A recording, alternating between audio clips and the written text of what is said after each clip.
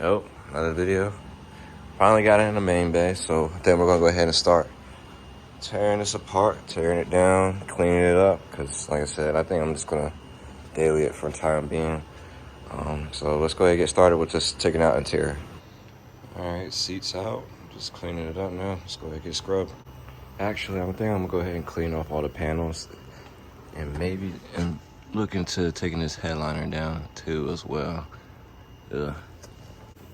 Alright, I was able to get a lot of almost all of it off, but as you can see, that black mold. Yeah, could not be driving with that. And got everything out, accessories wise. I'm still gonna take the handlebars off real quick and clean this up, roof wise, and then I should be okay. That's like a big thing. I wouldn't want that breathing on top of me, but clear to clean now. Yeah, that's a good one. Yeah.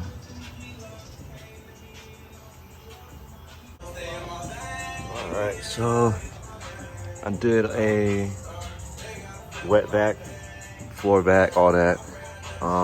Just gotta clean the center console area up. But as you can see, the main dash is looking really clean. I actually would drive it now, honestly, especially sunroof area. Yeah, everything has been wiped down, and I'm about to get the seats back in, and then I'll go ahead and do a wet back on that too as well. All right, interior's back in, and it's looking really clean. Yeah. I put these CRVs headrests up here. I just want to see how it looks, honestly.